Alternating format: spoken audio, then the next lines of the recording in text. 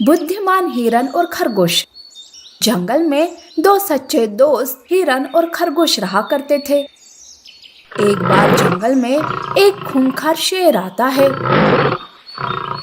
वो जब देखो तब शिकार करते रहता था।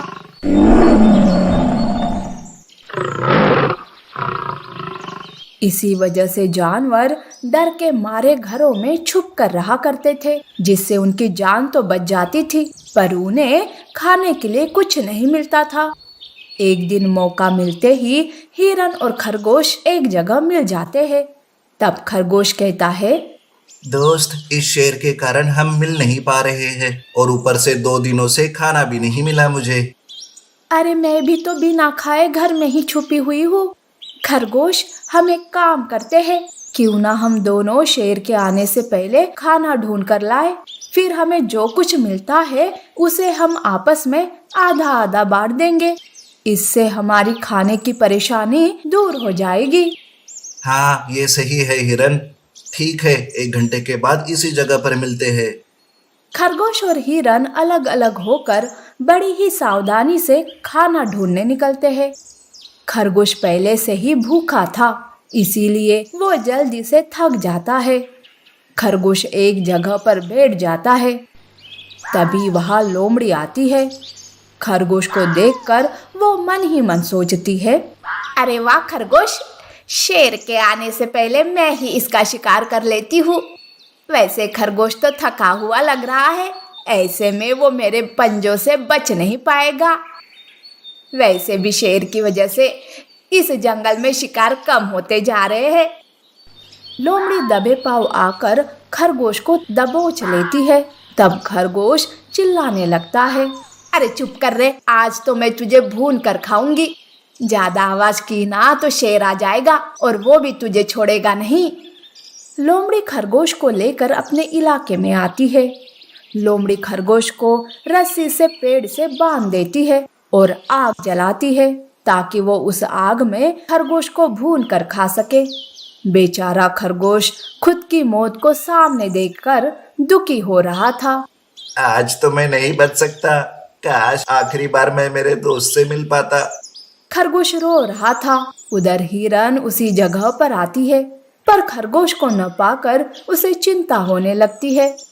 अरे ये खरगोश कहाँ रह गया? मुझे लगा था कि मेरे देर से आने से वो मुझ पर नाराज हो जाएगा, पर वो ही नहीं आया।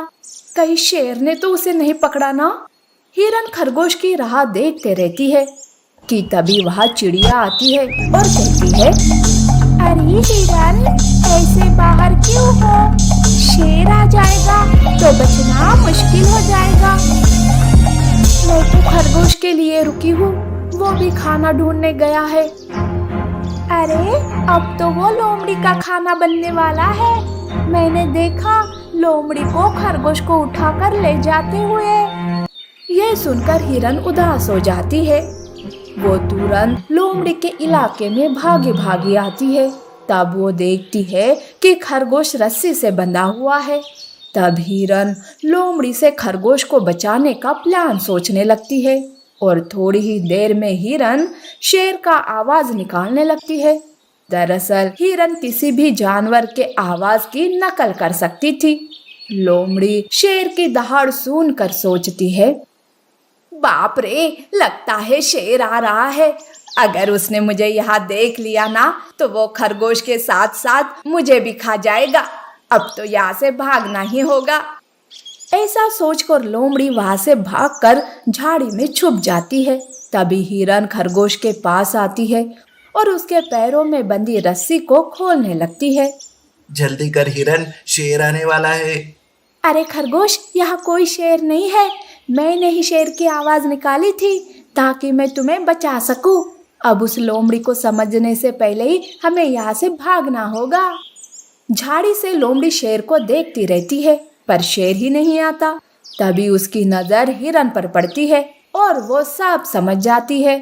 तब लोमड़ी को बहुत गुस्सा आता है और वो उन दोनों के सामने आकर कहती है, अरे हिरन, तुमने मुझे बेवकूफ बनाया शेर की आवाज निकालकर। अब तू भी नहीं बचेगी। लोमड़ी हिरन पर हमला करने जाती है। कि तभी वो नीचे गिर जाती है, क्योंकि खरगोश ने उसका पैर रस्सी से बांध दिया था। तब वो दोनों उस पर हंसने लगते हैं, पर अचानक से तभी सच में शेर के आने की आहट होती है। खुद के ही जाल में फंस गई है तू लोमड़ी, अब शेर तुझे नहीं छोड़ेगा।